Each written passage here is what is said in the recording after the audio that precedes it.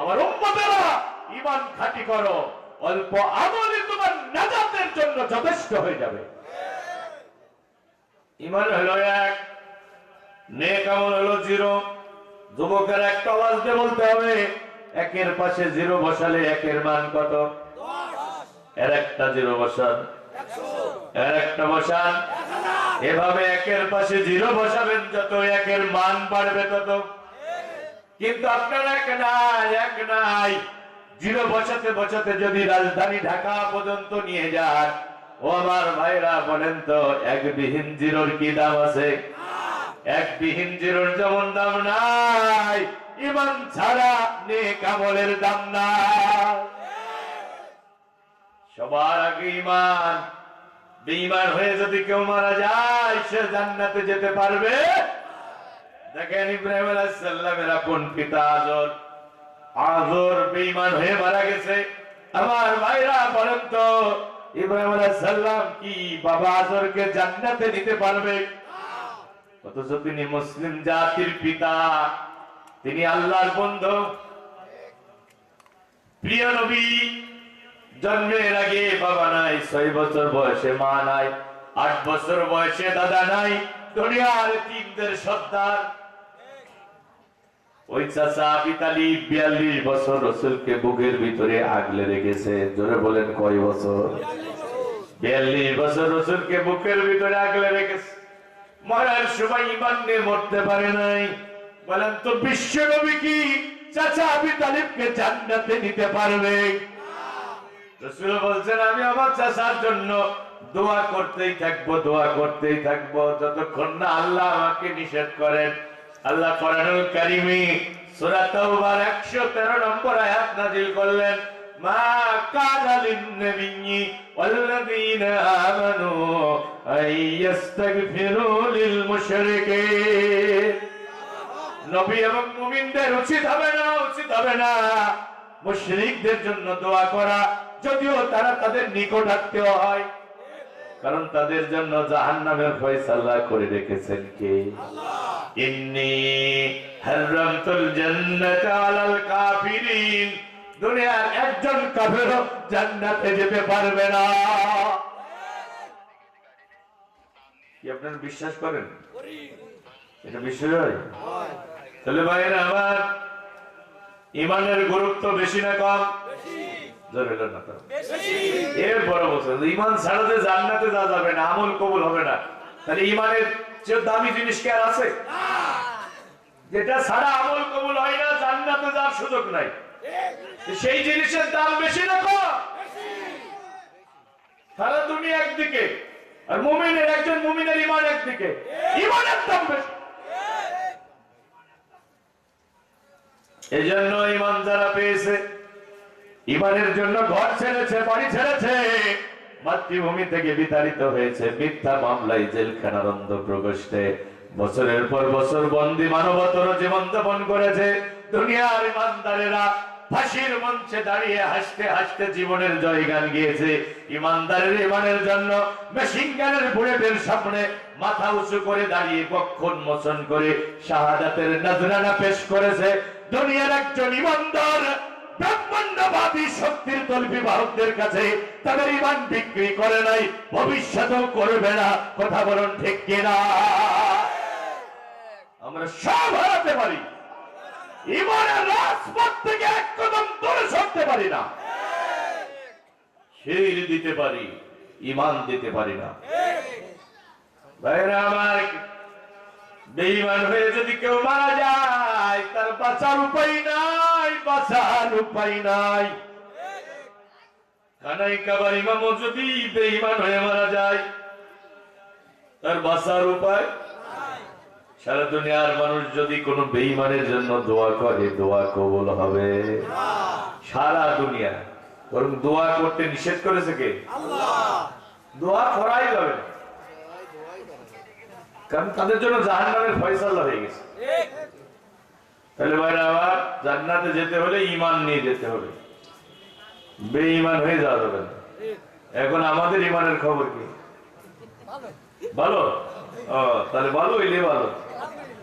আমার ভাইরা, একজন রিক্সা চালক একজন রিক্সা চালক 50 বছর 20 বছর রিক্সা চালায় 1 লাখ টাকা জমা করছে। প্রতিটা টাকার সাথে তার কলিজার ঘাম মিশে আছে। এখন বলেন তো রিক্সা চালক কি টাকাটা যেখানে সেখানে রাখবে? রাখবে না। এত কষ্টের টাকা যেখানে সেখানে রাখবে? আলমারিতে রাখবে, তালা মেরে রাখবে, চাবিটা কোমরে বেঁধে রাখবে। রাতের বেলা ঘুম ভেঙে গেলে খুলে দেখবে যে টাকাটা ঠিকঠাক আছে কিনা। কারণ এই টাকা চুরি হওয়ার সম্ভাবনা আছে না? না, চুরি হবে বলে তালা মেরে রেখেছে। মাঝরাতে ঘুম ভেঙে গেছে, দেখে ডোহার খুলে দেখে টাকা ঠিক আছে কিনা। কি ভাই? কারণ চুরি করবে আপনার দুনিয়ার জীবনের সবচেয়ে বড় দুশমন ইবলিস, শয়তান। ইবলিস এই কথা জান্নাতের দরজায় দাঁড়াইয়া বলেছে। ভাই প্রয়োজনে কিছু কথা শোনেন। বেঈমান হয়ে মারা গেলে তো জান্নাত পাবেন না, আপনার আমলও সব বাতিল হয়ে যাবে, আপনি সরাসরি জান না। এই জন্য আমি সারা দেশে ইমানের ব্যাপারে কথা বলি, ইমানের ব্যাপারে মানুষকে সচেতন করি। কেন করি জানেন? ইয়াতি আলান নাসি জামানুন ইস্তামিউনা ফিল মাসাজিদ লাইসা ফীহিম মুমিনুন। প্রিয় নবী বলেছেন এমন একটা জামানা আসবে লোকেরা মসজিদে সমবেত হবে, সেখানে একজনও ঈমানদার পাওয়া যাবে না। ইসমিহুর রাজুলু ফিহা মুমিনান ওয়া ইউমশি কাফিরান ওয়া ইউমশি মুমিনান ওয়া ইসবিহু কাফিরান। লোকেরা সকালে মুমিন থাকবে, সন্ধ্যায় কাফের হয়ে যাবে। সন্ধ্যায় মুমিন থাকবে, সকালে কাফের হয়ে যাবে। এবিয়ু আকওয়ামুন দীনাহুম বিআরদি মিনাদ দুনিয়া। দুনিয়ার মোহে পড়ে লোকেরা তাদের ঈমান বিক্রি করে ফেলবে। আসসাবিরু মিনহুম আলা দীনিহি কাল কাবিদি আলাল জামার। হাতের উপরে আগুনের কুণ্ডলি রাখা যত কঠিন হবে, ঈমানের উপরে দাঁড়াইয়া থাকা তার চেয়ে বেশি কঠিন হবে। ওই জামানাটাই সেই গেছে নাকি আসবে? এসে গেছে। এজন্য আমি ঈমানের ব্যাপারে আপনাদের সচেতন করি।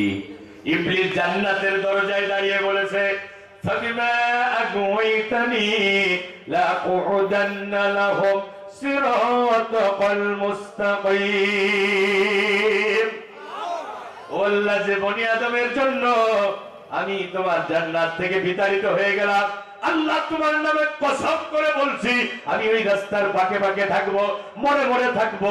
যে রাস্তা ঈমানের রাস্তা, যে রাস্তা জান্নাতের রাস্তা, যে রাস্তা হেদায়েতের রাস্তা, যে রাস্তা সিরাতে মুস্তাকিমের রাস্তা, ওই রাস্তার পাকে পাকে আমি ইবলিস বসে থাকবো। বসে বসে কি আপনারে পাহারা দেবে? জোরে জোরে তাকবীর দেন, লিল্লাহি তাকবীর। আওয়াজ একেবারে আকাশ বাতাস প্রকম্পিত করে, লিল্লাহি তাকবীর, লিল্লাহি তাকবীর। প্রধান মুফাসসিরের আগমন। আমাদের কলিজার ভাই আরিফ বিল্লাহ ভাই চলে আসছে, খুশি না বেজার? খুশি। কলিজা বলে তিনি তাফসীর শোনাবেন ইনশাআল্লাহ। তার আগে আমার কিছু কথা শুনেন বন্ধুরা আমার।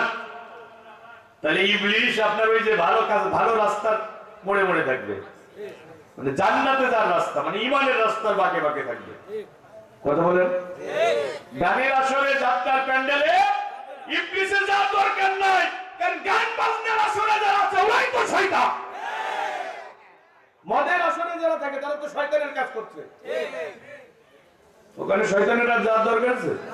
তো শয়তান থাকবে ঈমানের রাস্তা যেখানে, শয়তানের আক্রমণ হবে সেখানে। এই জন্য দেখেন ইবলিস এই কথা বলছে আল্লাহর নামে কসম করে। এবার ইবলিস ওই রাস্তার মোড়ে মোড়ে থাকবো থেকে কি ঈমানের পথে চলার জন্য আপনাকে সহযোগিতা করবে? ঈমানের পথে আপনাকে পাহারা দেবে? আপনার ঈমান পাহারা দেবে? এ ভাই ইবলিস কি করবে দেখেন, ثم لآتينهم من بين أيديهم ومن خلفهم وعن أيمانهم وعن شمائلهم ولا تجد أكثرهم شاكرين। নবী বলছেন ওই রাস্তার মোড়ে মোড়ে থাকবো, ডানে বামে সামনে পিছনে চতুর্দিক থেকে আক্রমণ করব। কয় দিক থেকে? জোরে বলো না, জোরে বলেন। চারদিক থেকে আক্রমণ করবে। কেন আক্রমণ করবে? আল্লাহ জানাইয়া দিলেন ইবলিসের আক্রমণের উদ্দেশ্য হলো ওয়ালা তাজিদু আকতারহুম শাকিরিন, লোকেরা যেন শুকরকারী হতে না পারে। শুকরের বিপরীত হলো কুফর। তার মানে সে আপনাকে কাফের বানানোর জন্য চারদিক থেকে আক্রমণ করবে। এখন ইবলিসের আক্রমণের মুখে পড়ে কত শত ইমানদারের ইমান নষ্ট হয়ে যাচ্ছে, লক্ষ লক্ষ ইমানদার ইমান হারা হয়ে যাচ্ছে। বন্ধুরা আমার, জান্নাতে যেতে গেলে বেঈমান হয়ে মরা যাবে না। এখন ইবলিস তো আপনার ইমান নষ্ট করে দেবে, আপনার ইমান ছিনতাই করে নেবে। এখন কিভাবে মুমিনের ইমান নষ্ট হয় একটু জানার দরকার আছে না? জোর হলো না? কি কাজে মুমিনের ইমান নষ্ট হয়? ইমান ভঙ্গের কারণগুলো জানার দরকার আছে না নাই? আমাদের ভারতীয় উপমহাদেশে ফজিলতের আলোচনা যত হয়, ইমানের আলোচনা একেবারে হয় না। কথা বলেন, ইমানের আলোচনা একেবারে হয় না। এখানে ফজিলতের আলোচনা, কিসসা কাহিনী যত বলা হয়, ইমানের আলোচনা একেবারে হয় না। অথচ ইমান ছাড়া জান্নাতে যাওয়া যাবে না, ইমান ছাড়া কোনো আমল আল্লাহর দরবারে কবুল হবে না। দেখেন, শুধু ইমানের কারণে জান্নাত পাইছে, শুধু ইমানের কারণে। এমন নজির আছে না নাই? আমি বুখারীর একটা হাদিস শোনাবো। আল্লাহ রাসূলের কাছে একজন যুবক আসলেন, লৌহ বর্ম পরিহিত অবস্থায়, রাজুলুন মুকান্নুন বিল হাদীদ। فقال يا رسول الله صلى الله عليه وسلم أقاتل أو أسلم؟ قال أسلم ثم قاتل، فأسلم ثم قاتل فقتل. فقال رسول الله صلى الله عليه وسلم عمل قليلا وأجر كثيرا। আল্লাহর নবীর কাছে একজন যুবক এসে বলছে, ইয়া রাসূলুল্লাহ উকাতিলু আও উসলিম, আমি আপনার সাথে যুদ্ধের ময়দানে যেতে চাই, কিন্তু এখন আমি ঈমান আনি নাই। আপনি আমাকে বলেন আগে ঈমান আনবো নাকি যুদ্ধ করব? নবীজি বললেন ক্বালা আসলিম সুম্মা কাতিল, আগে ঈমানের ঘোষণা দাও, তারপরে যুদ্ধের ময়দানে ঝাঁপায়া পড়ো। কারণ সবার আগে ঈমান। সবার আগে কি? ঈমান। নামাজ আগে না ঈমান আগে? ঈমান আগে। হ্যাঁ, ঈমান আগে, তারপরে আমল। বিয়ে আগে না বাচ্চা আগে?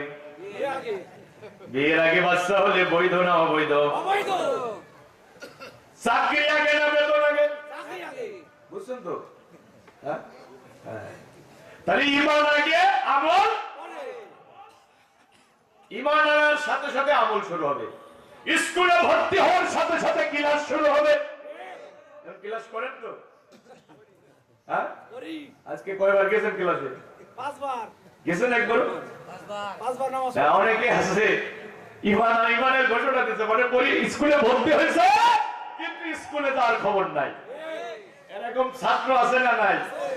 ঈমানদার দাবি করে অথচ বছরের পর বছর মসজিদে ঢোকে না। ঈমান আনার সাথে সাথেই ক্লাস শুরু, ঈমানের ঘোষণা দেওয়ার সাথে সাথেই সালাত শুরু।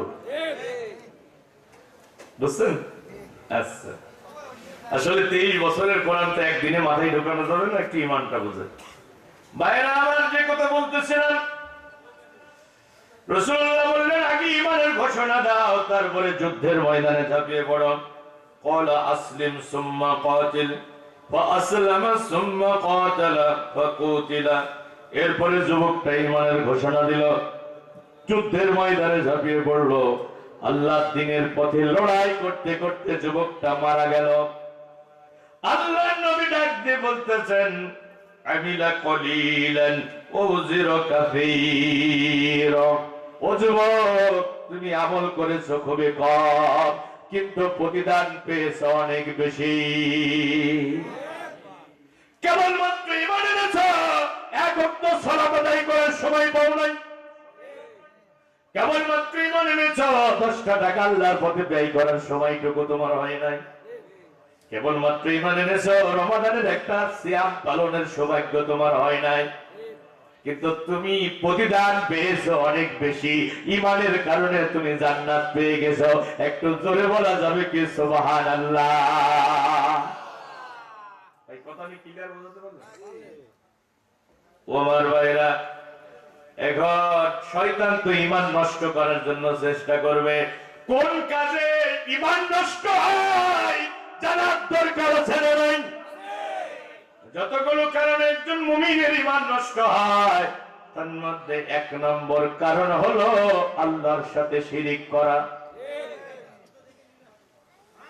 এ ব্যাপারে সারা দুনিয়ার উলামায়ে কেরাম একমত, ফুকায়ে কেরাম একমত। একজন আলেমও দ্বিমত পোষণ করে নাই। কোন মুসলমান যদি ঈমান আনার পরে শিরকে আকবরে লিপ্ত হয়, সাথে সাথে নাওয়াকিজুল ইসলাম, সেই ইসলাম থেকে খারিজ হয়ে যায়, তার ঈমান এবং আমল দুইটাই নষ্ট হয়ে যায়। এ ভাই, শিরিক করলে ঈমান আর আমল দুইটাই নষ্ট হয়ে যায়। 40 বছর ধরে নামাজ পড়ছেন, 10 বার হজ করেছেন, মসজিদের সভাপতি, মাদ্রাসার সেক্রেটারি, কত লক্ষ লক্ষ টাকা আল্লাহর পথে ব্যয় করেছেন, সকাল সন্ধ্যা জিকির করেছেন, 5 ওয়াক্ত সালাত আদায় করেছেন, তাহাজ্জুদের সালাতটাও ছাড়েন নাই। বন্ধের হক আপনি যথাযথ ভাবে দিয়েছেন বাবা মারা যাওয়ার পরে, কোন জায়গায় সমস্যা নাই। কিন্তু 40 বছর পরে যদি শিরকে আকবরে লিপ্ত হন, সাথে সাথে বিগত 40 বছরের নেক আমল আল্লাহ বাতিল করে দেবে। এ ভাই, আজকে ফজরের নামাজ পড়েন নাই, এই জন্য কি আপনার সব আমল বাতিল হয়ে গেছে? ফজরের নামাজ পড়েন নাই, এই মসজিদ, এই মাদ্রাসায় 500 টাকা দিয়েছিলেন, এই মাদ্রাসা যখন প্রতিষ্ঠা হয়, আজকে ফজরের নামাজ না পড়ার কারণে আপনার আমল নামায় একটা কবিরা গুনাহ লেখা হয়েছে, কিন্তু আপনার বিগত জীবনের আমল বাতিল হয় নাই। বুঝছেন? হ্যাঁ বলেন। কিন্তু শিরিক করার সাথে সাথে সব নেক আমল বাতিল। গুনাহ মাফ না, সব আমল বাতিল। যে নেক আমল করছিলেন সব আমল বাতিল। আহা, কত ভয়ঙ্কর অপরাধ! এ ভাই, কত ভয়ঙ্কর অপরাধ! আকাশের নিচে জমিনের উপরে যত অপরাধ আছে আল্লাহর কাছে, সবচেয়ে নিকৃষ্ট অপরাধ হলো শিরক। শিরকের চেয়ে এমন নিকৃষ্ট অপরাধ আর নাই। ভাইরা আমার, আল্লাহ কোরআনুল কারিমে দেখেন 18 জন নবীর নাম উল্লেখ করলেন। কত জন? 18 জন নবীর নাম উল্লেখ করে এবার নবীদেরকে উদ্দেশ্য করে আল্লাহ বলছে, ওয়ালাউ আশরাকু লাহাবিত আনহুম মা কানু ইয়ামালুন।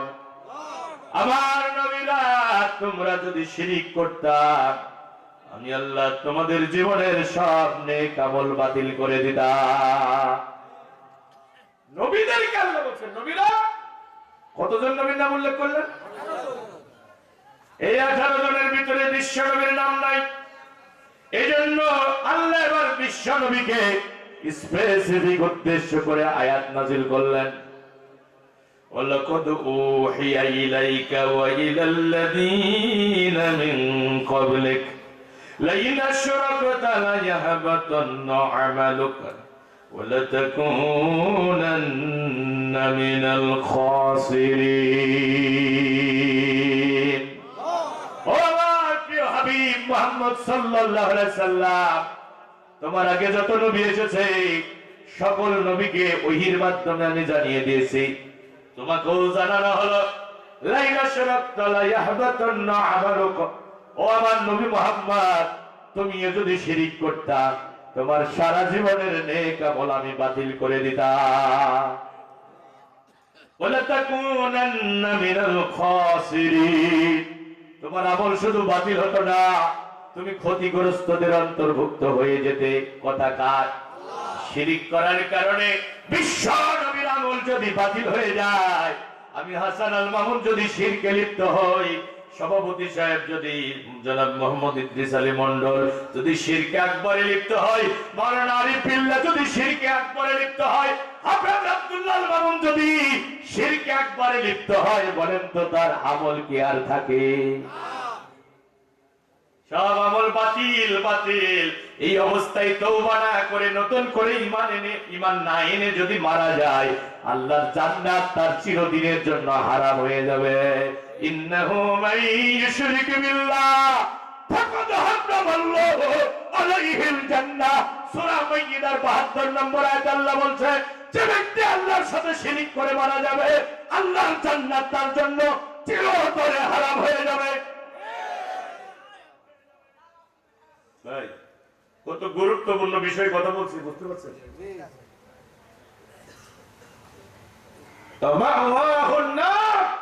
তার শেষ ঠিকানা হবে জাহান্নামের প্রজ্বলিত আগুন।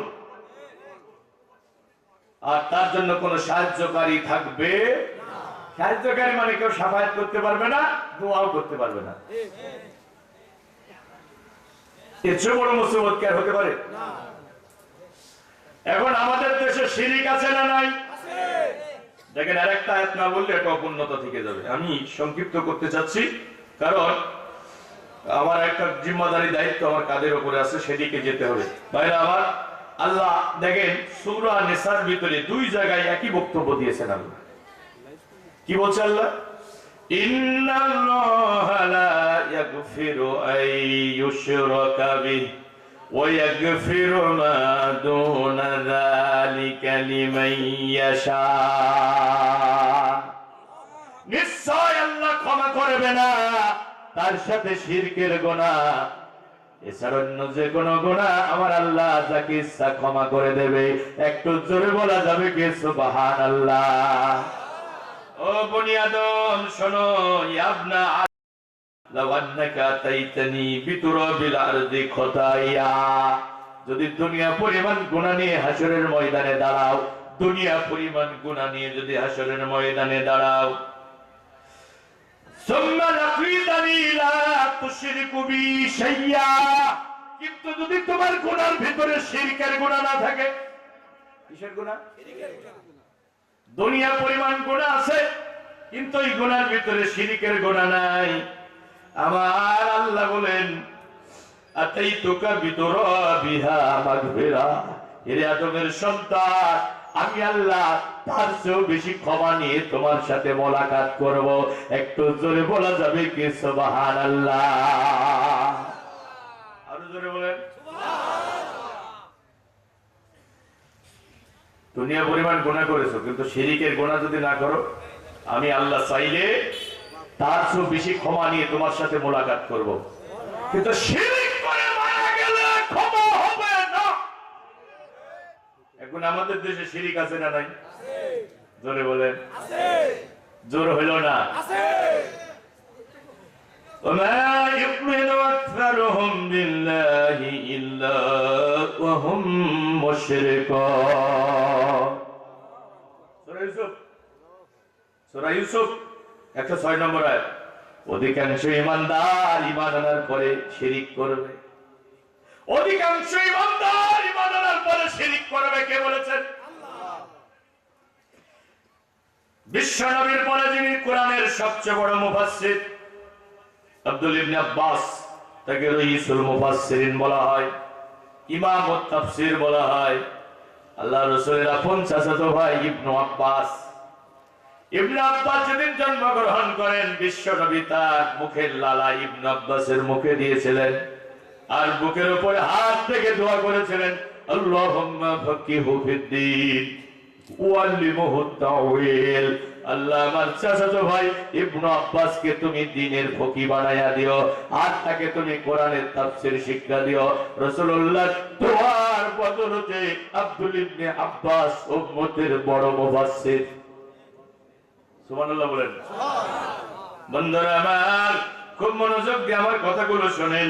এই আব্দুল ইবনে আব্বাস বলতেছে, আশ-শিরকু আকফা মিন তাবিবিজ জার আলা সাফা ফিল লাইলাতিজ যুলামা। শিরিক হলো অন্ধকার রাতের কালো পিঁপড়া, শিরিক হলো অন্ধকার রাতের কালো পিঁপড়া। অন্ধকার রাতে কালো পিঁপড়া যেমন দেখা যায় না, শিরিক মুমিনের ঈমানে ঢুকবে, আমলে ঢুকবে, মুমিনের ঈমান আমল নষ্ট করে দেবে, ঈমানদারেরা বুঝতে পারবে না। শিরিকের ব্যাপারে পড়ালেখা করতে গিয়ে দেখলাম লক্ষ লক্ষ ঈমানদার শিরিকের ভিতরে হাবুডুবু খাচ্ছে। আরে বর্ষাকালে বৃষ্টি হলে খাল বিল নদী নালা যেমন পানিতে ভরে যায়, যেদিকে তাকাই শুধু পানি আর পানি। আজকে মুসলিম সমাজের যেদিকে তাকাই সেদিকে শুধু শিরিক আর শিরিক। এই বিধ্বংসী অপরাধ থেকে জাতিকে বাঁচাতে হবে। দায়িত্ব আলেম ওলামাদের। দায়িত্ব কাদের? নবীরা কি আর আসবে? নবীদের দায়িত্ব পালন করবে। শিরক, কুফর, নিফাক, তাওহীদ, এই বিষয়গুলো মাহফিলে বেশি বেশি আলোচনা করা দরকার। ভাইরা আমার, আমি আমার জায়গা থেকে চেষ্টা চালিয়ে যাচ্ছি। আমি ক্ষুদ্র মানুষ, জ্ঞান গরিমা বেশি নাই। যতটুকু ইলম আল্লাহ দিয়েছে আমি সেখান থেকে আপনাদেরকে খেদমতে বলার জন্য চেষ্টা করছি। এখন শিরিক কি, আমরা কিভাবে শিরিক করছি বলবো। শিরক শব্দের অর্থ হলো অংশ স্থাপন করা। আল্লাহর অধিকারে কোনো ব্যক্তি অথবা বস্তুকে ভাগ দেওয়ার নাম হলো শিরক। আমি একেবারে সংক্ষিপ্ত আকারে বোঝাই যে যেমন সেজদা পাওয়ার মালিককে, কথা বলে না, ঝিনাইদহের মুসলমানেরা তো এত এত এত নিস্তব্ধ না, ঈমানের চেতনায় উজ্জীবিত শ্রোতা আপনারা। একটা আওয়াজ দিয়ে বলেন, সেজদা পাওয়ার মালিক কে? আল্লাহ ছাড়া কাউকে সেজদা দিয়ে যাবে? তাহলে সেজদার অধিকারটা কার? রাসূলকেও সেজদা দেওয়ার অনুমতি দেয়া হয় নাই। তিরমিজির হাদিস। বনের জঙ্গলি প্রাণী এসে রাসূলুল্লাহর কদমে সেজদায় পড়ে গেল। সাহাবীরা এই দৃশ্য দেখলেন, ডাক দিয়ে বললেন, ইয়া রাসূলুল্লাহ, হাবিবাল্লাহ, আপনি যদি অনুমতি দিতেন আমরা আপনাকে সেজদা দিয়ে আমাদের জীবনটা ধন্য করে নিতাম। নবী আমার বললেন, না না না, দুনিয়ার কোন মানুষকে সেজদা দেওয়ার অনুমোদন দেওয়া হয় নাই। এই দুনিয়াতে যদি কোন মানুষকে সেজদা দেওয়ার অনুমোদন দেওয়া হতো তাহলে মহিলাদেরকে তার স্বামীকে সেজদা দেওয়ার জন্য বলা হতো, কিন্তু আল্লাহ ছাড়া আর কাউকে সেজদা দেওয়া যাবে না। তাহলে আল্লাহ ছাড়া যদি মাজারে সেজদা দেন তাহলে কি হবে? ঈমানও শেষ, আমলও সব শেষ। বুঝলেন? আল্লাহ ছাড়া যদি পীরকে সেজদা দেন, পীরের দরবারে সেজদা দেয় না? কথা বলেন। কেউ ফেরে না খালি হাতে খাজারে তোর দরবার হতে। এই বড় পীর আব্দুল কাদের জিলানীর জিলানী, তোমারই নামের গুণে আগুন হয়ে যায় পানি, আগুন হয়ে যায় পানি। জোরে কর নাউজুবিল্লাহ। কার নামের গুণে আগুন পানি হয়? তিনি কে? আল্লাহ। তুমি দয়ার সাগর, তুমি শ্রেষ্ঠ জানি, তোমারই নামের গুণে আগুন হয়ে যায় পানি, আগুন হয়ে যায় পানি। এজন্য আল্লাহ ছাড়া কাউকে সেজদা দেয়া যাবে, দিলে ঈমানও যাবে, আমলও যাবে। এরপরে বলেন তো, সন্তান দেওয়ার মালিক কে? আল্লাহ। 10 বছর 20 বছর বিয়ে হয়েছে, সন্তান হয় না, সন্তান চাইতে হবে কার কাছে? আল্লাহর কাছে। এখন মাজারে গিয়ে যদি সন্তান চান, ঈমান থাকবে না যাবে? একটা সন্তান দে রে বাবা, একটা সন্তান দে, মরে গেলে কবরেতে নিয়ে যাবে কে? বাবাই কি সন্তান দিতে পারে? সন্তান দেওয়ার মালিক কে? আল্লাহ। ইব্রাহিম আলাইহিস সালামকে বুড়া বয়সে সন্তান দিয়েছেন যিনি, তিনি কে? আল্লাহ। মারিয়ামকে স্বামী ছাড়া মা বানিয়েছেন যিনি, তিনি কে? এই আল্লাহ এখন আছে না নাই? কেউ বলে বলো তোমায় চেনা বড় কঠিন দায়, কেউ বলে বলো তোমায় চেনা, তোমার প্রেমে যে মজেছে মওলা, তোমার প্রেমে যে মজেছে, প্রেমে ডুবেই মরেছে, কেউ বলে বলো তোমায় চেনা। ইব্রাহিমের হাত পা বেঁধে নমরুদ মনের জ্বালা মিটাতে ঠেলে দিল অনল কূপে। ইব্রাহিমের হাত পা বেঁধে নমরুদ মনের জ্বালা মিটাতে ঠেলে দিল অনল কূপে। তুমি সেই অনলে ফুল ফুটাইলে মাওলা, সেই অনলে ফুল ফুটাইলে নিখুঁত কলা কৌশলে কেউ বলে বলুক তোমায় চেনা। ইসমাইলের গলা খানি দুভাগ হবে জেনে তুমি, অবলারে কল্লা কুরবানি। তুমি মারিয়ামকে মা বানাইলে, মারিয়ামকে মা বানাইলে নিখুঁত কলা কৌশলে কেউ বলে বলুক তোমায় চেনা। বড় কঠিন দায় কেউ বলে বলুক তোমায় চেনা। তাহলে আমরা আমাদের সকল চাওয়ার কথাগুলো কার কাছে বলবো? যার কাছে চাইলে পাওয়া যায়, যার খাজানাতে কোনো অভাব নাই। তিনি কে? দুনিয়ার মানুষের কাছে চাইলে মানুষ রাগ করে, হাত মুষ্টিবদ্ধ করে রাখে, আর আল্লাহর কাছে চাইলে আমার আল্লাহ খুশি হয়ে যায়। আল্লাহর কাছে না চাইলে আল্লাহ রাগ করে। কেমন আছে বলেন তো? একমাত্র আল্লাহ ছাড়া। তাহলে সন্তান হয় না, চাইবো কার কাছে? মাজারে চা যাবে, বাবার দরবারে, তাহলে ইমানও যাবে। এরপরে বলেন তো গায়েবের খবর কে জানে? এভাবে আমাদের সমাজে প্রচলিত শীত। ডক্টর আবুল কালাম আজাদ বাসার ভাইয়ের লেখা বইটা একটু সংগ্রহ করে নেন ভাই, যেহেতু আমার সময় পারমিট করছে না, আমি সবগুলো বলতে পারছি না। তবে একটা ভিআইপি শিরিকের কথা না বললে অপূর্ণতা থেকে যাবে। বলবো? আচ্ছা, এই বইটা আপনারা সংগ্রহ করে নেবেন। হ্যাঁ, আমাদের সমাজে প্রচলিত শীত এবং তা থেকে বাঁচার উপায়। হ্যাঁ, এখানে 28টা শিরিকের কথা আছে। কয়টা? তালিকা অনুযায়ী 28টা আছে। তাহলে আমার তাহলে একটু বলেন তো, সেজদা পাওয়ার মালিক কে? আল্লাহ। আচ্ছা, আল্লাহরে বাদ দিয়ে মানুষকে সেজদা দিলে কি হবে? বলুন হুজুর, আমি তো মানুষকে সেজদা দিইনি, মাজারও সেজদা দিইনি, তাহলে আমি শিরিক করি না, আমি বেঁচে গেছি। আর আমার তো সন্তান আছে, তো মাজারে সন্তান সাথে যাইবো কেন? কি না, আমি শিরিক করছি না, সমস্যা নেই। কিন্তু একটা শিরিকের ভিতরে যে বাংলাদেশের মেজরিটি পার্সেন্ট মানুষ আছে, আমি এটা গবেষণা করে করে দেখলাম যে সূরা ইউসুফের আয়াত নিয়ে চিন্তা ভাবনা করতে গিয়ে দেখলাম যে আল্লাহ বলছে অধিকাংশ ইমানদার ইমানের উপরে শিরিক করবে। কোন জায়গায় শিরিক করছে অধিকাংশ ইমানদার? খুঁজতে খুঁজতে পেয়ে গেলাম। বলবো? তো সেজদা পাওয়ার মালিক আল্লাহ। এবার বলেন তো আইন দেওয়ার মালিক কে? আল্লাহ। জোর হইল না? আল্লাহ। সবাই মিলে আল্লাহ। আইন রচনা করার কোন অধিকার কি মানুষের আছে? না। এটা যে মানুষের যে নাই, এ কথা কোরআনে আছে না নাই? আছে। কাফেররা আল্লাহ রাসূলকে জিজ্ঞাসা করছে, ভাই শুনেন একটু ভালো করে, রাগ করেন না যেন, আপনারা আপনাদের ভালোবেসে আমি কথাগুলো বলছি, যাতে আপনারা হাসরের ময়দানে জাহান্নামী হয়ে না যান, বেঈমান হয়ে যেন কবরে না যান। কাফেররা রাসূলকে বলছে, ইয়াকুলুনা হাল লানা মিনাল আমরি মিন শাইইন। ও মুহাম্মদ সাল্লাল্লাহু আলাইহি ওয়াসাল্লাম, এই আইন রচনা, রাষ্ট্র পরিচালনার জন্য আইন লাগে না? এই আইন রচনা করার কোন অধিকার কি আমাদের আছে? তো তখন আল্লাহ রাসূলকে বলছেন যে কুল, সূরা আল ইমরানের ভিতরে আছে আয়াতটা। তখন আল্লাহ রাসূলকে বলছে, রাসূল আপনি বলুন, ইন্নাল আমরা কুল্লাহু লিল্লাহ। এটা কান বানিয়ে বলছেন না, কোরআনে আছে। রাসূল আপনি বলে দিন যে আইন দেওয়ার মালিক শুধু আমি আল্লাহ।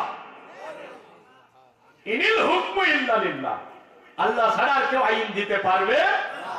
লা লাহুল খালকু ওয়াল আমরু, সাবধান জেনে নিও, সৃষ্টি যার, আইন চলবে তার। তাহলে মানুষ কি আল্লাহকে বাদ দিয়ে মানুষকে সেজদা দিলে যেমন শিরিক হয়ে যায়, কারণ সেজদা পাওয়ার মালিক কে? আল্লাহ। অনুরূপ ভাবে আল্লাহ আইন বাদ দিয়ে ব্রিটেন আমেরিকার আইন মেনে নিলেও শিরিক হয়ে যায়। এর জোরে বলে না। এই কিছু ভাই বলতেছে বাকিরা চুপ। আল্লাহর বাদ দিয়ে মানুষকে সেজদা দিলে কি হয়? আল্লাহর আইন বাদ দিয়ে মানুষের আইন মানলে কি হয়? আমাদের দেশে কি আল্লাহর আইন চালু আছে? জোরে বলেন। তাহলে আমরা কি সবাই মুশরিক?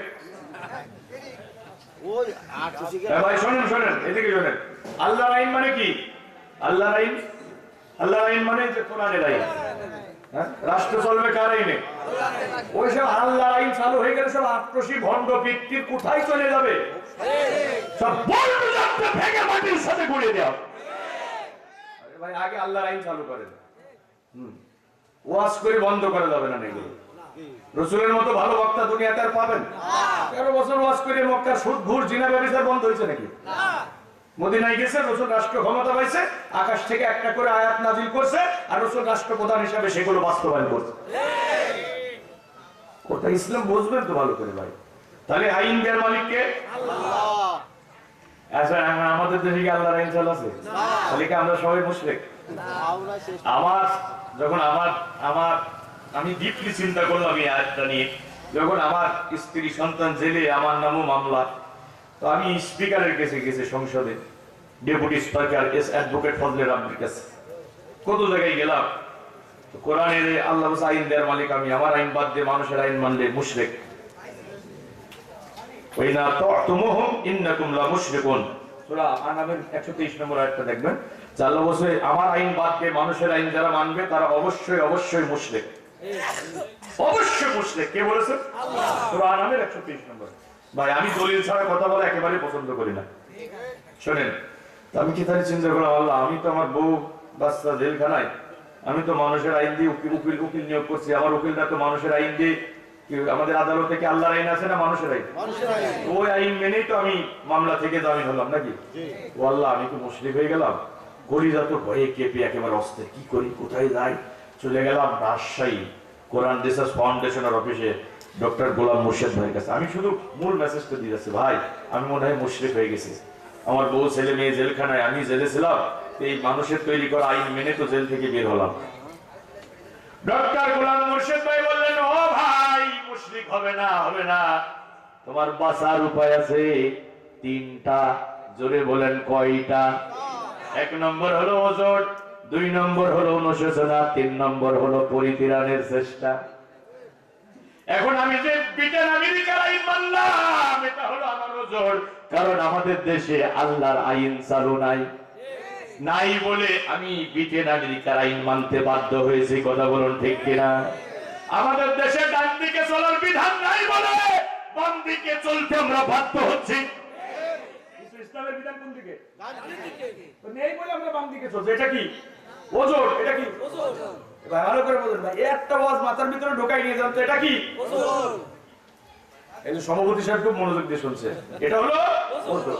2 নম্বর অনুশোচনা, সন্তুষ্ট চিত্তে মানা যাবে না, ব্যথা ভরা হৃদয় নিয়ে মানতে হবে।